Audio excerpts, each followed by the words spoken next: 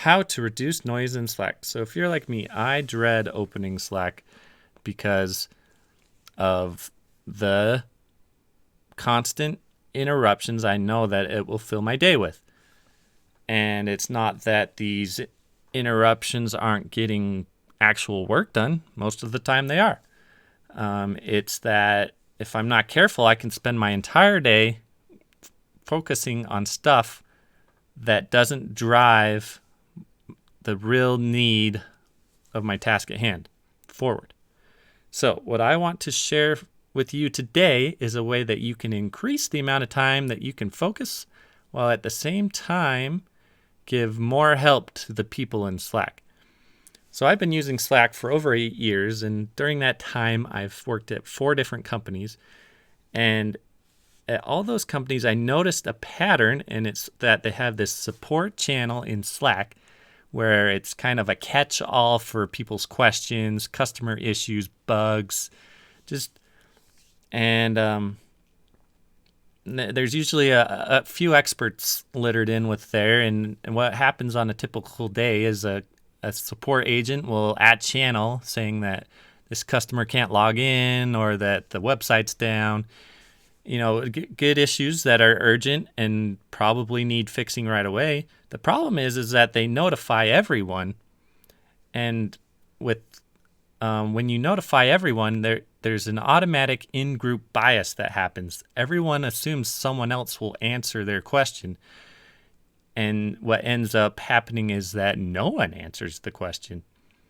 And if you're not careful, this can snowball. There'll be more at channels and less answers.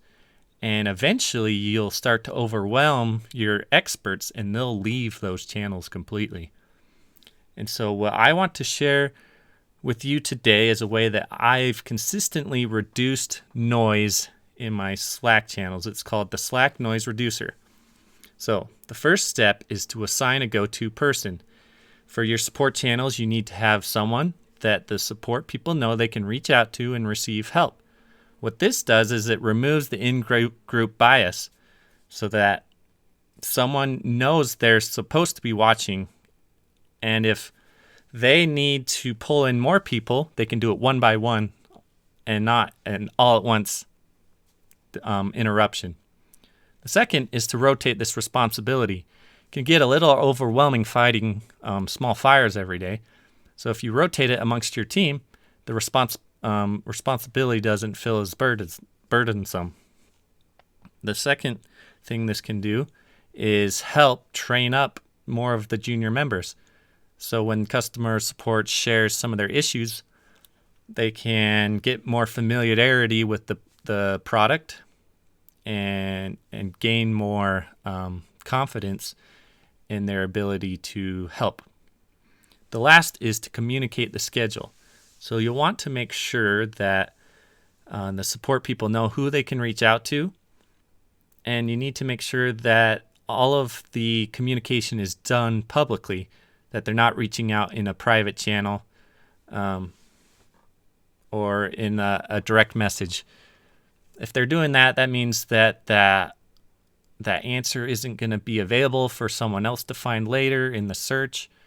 And if someone else needs to jump in and help out, the original message would have to be copied and shuffled around. So it's always best to just keep it public and communicate who's responsible for answering for the day. And so some of the things that are a common symptom that this is a problem and it doesn't really solve it is the do not disturb and the pause notifications on Slack. While that helps the person who needs to focus, it doesn't really help the frontline support who need answers. And so in summary, if you follow my Slack noise reducer, you will have a go-to person, either a daily or weekly rotation. You will rotate that responsibility so that you can avoid burnout, and you communicate the schedule so that everyone's on the same page. So I want you guys to challenge you guys to implement that and reduce the noise in your Slack channels. And be sure to check the description below for my rotation schedule template. And I'll see you guys in the next video.